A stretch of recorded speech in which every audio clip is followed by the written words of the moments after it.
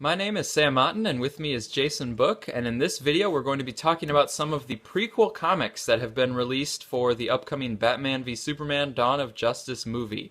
Less than 2 months away to that movie, and part of the marketing has involved some Dr. Pepper and some General Mills cereal tie-ins. And through some of those, especially I think the Dr. Pepper 20 ounces, I believe, I haven't been able to find them in my neck of the woods yet, but other people have, where you buy the right Dr. Pepper, you can get access to these digital comics. So we're going to run through two of them that we've been able to get our hands on. One kind of follows the legend of the Dark Knight and some criminals talking about Batman. And then a second one involves a student field trip through Wayne Enterprises. So let's start with the kind of Legend of the Dark Knight, the Batman-focused one. Talk to us about what you saw in that prequel comic, Jason. Well, for a freebie kind of promotional comic, I enjoyed the first one. The writer Fabian Nicieza is really famous for doing a lot of Marvel work, so I'm always interested to see someone working for a different company on another iconic superhero. And it's kind of a straightforward Batman story. I like that it really solidified the fact that he's supposed to be older, so it doesn't necessarily go against any of the movies we've already seen that Batman's been around and faced a lot of crazy things. And I like that the way the story, kind of was told through the eyes of the criminals and whatnot, talking about Batman and how they felt he was getting more violent and things like that. And you could kind of see that it was leading up to the way he will feel when we see what happens at the beginning of Batman versus Superman. So I enjoyed it. Yeah, I like how it kind of reinforced that idea of, that Batman, he's kind of a legend, and amongst the criminals, they, are often talking about Batman and they're afraid of him, so there's that fear. And yeah, the brutality, it's a little bit more of a brutal version of Batman than maybe other, at least movie incarnations of him. So I thought that was cool, cool storytelling way to do it, where it's kind of these criminals talking about Batman, and that's how we kind of get to know him. And then I did think that it was pretty nice art and pretty nice writing for when Batman actually does come in onto the scene and kind of takes care of business, takes him out, and you can see the fear in the criminal's eyes. Yeah. We had I took it to be Firefly. Is that who you took that villain to be as well? Yeah, I think so. Yeah. So it's interesting just to have also another villain that's kind of officially in the Justice League universe through this official prequel comic.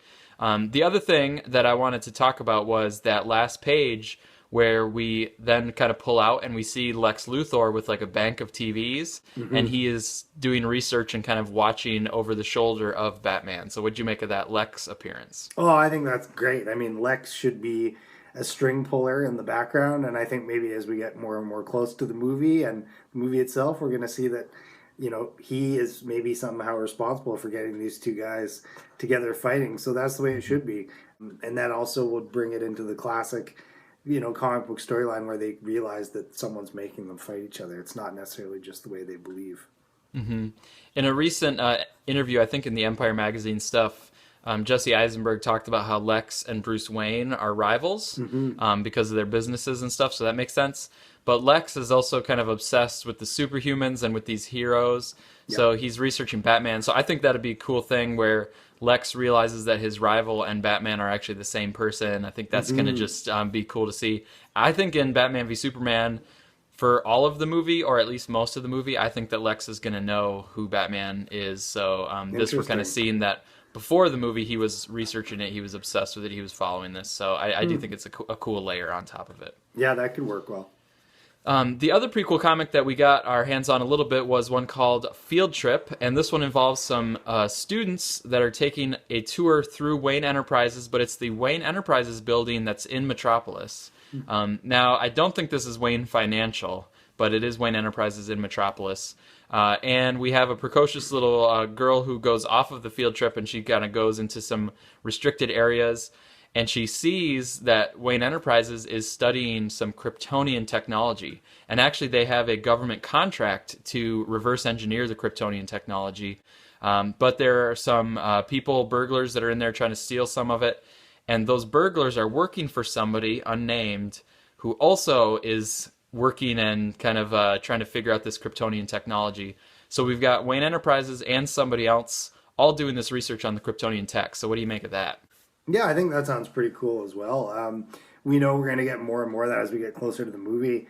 Obviously, stuff was left over from the big battle in Metropolis and Man of Steel. So besides just the destructive angle that we're definitely going to see that really propels the story forward, there's going to be a lot of stuff that was left over that people could find and, you know, kind of make new technology out of. It might even, you know, be one of the ways we get some supervillains. So I'm looking forward to that for sure. Yeah, I like it too, where just people that were really watching Man of Steel closely and thinking a lot about it in terms of starting the Justice League universe, they had all these questions about the Kryptonian technology, and I really like it that they're taking that forward, where it's like, yeah, there's this technology laying around. There's the handheld tech, there's the ship technology, there's the computer, you know, geo kind of based technology. I think it makes sense that people are going to be trying to work on this, seeing what they can do with it. Some people for maybe sort of nefarious aims and others for just more kind of curiosity aims. So I like that that's playing into it. Yeah. One specific piece of technology that I noticed right away was the signal jammer. So there's a signal jammer that is at Wayne Enterprises that the burglars use to kind of knock out all the cell phone use around. And so people, if you read the the leaked kind of plot synopsis from last June, I won't get into any spoilers here, but all I'll say is that in that plot description, there's a signal jammer that plays a couple pretty important parts in the movie.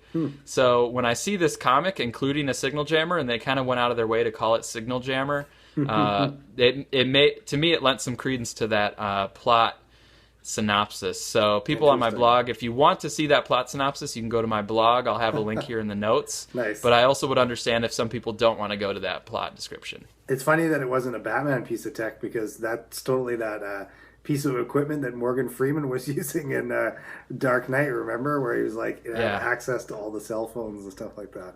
Obviously not a jammer, but still. Right, yeah. Kind of interesting. One thing I will mention visually, in the second comic, the only thing I really didn't like was that the Superman costume looks great in the movies, but when the guy was trying to draw it, I don't know if he was just making it too stiff or whatever, but it just didn't translate as well to the comic page. Whereas the Batman one in the first story, it actually, like, you know, kind of looked the way that a Batman costume would look in the comic. Obviously, it's inspired by it, and I could actually tell that it was supposed to be Ben Affleck as well too. Yeah, I agree with you. I think the Batman stuff looked really good in these prequel comics. Superman didn't look quite as stellar, but I agree with you. I really liked the Superman suit in the movies. Yeah. But yeah, if people are interested and you see this Field Trip prequel comic, you do get to see Superman kind of coming in, and he helps to handle the burglars when they're kind of, you know, resolving it at the end. So we do get our look at Superman. But I agree with you. It's not quite as sharp, at least with this artist or this rendering of it. Yeah, it could just be that he was trying to make it look too perfect like the movie, instead of just taking the design and making it his own. Because the Batman one, you know, it looks pretty much like it's going to look in the movie, but it's just something about when you're drawing, it doesn't always have to look perfect. It's just about how you make it look right for the story. Yeah.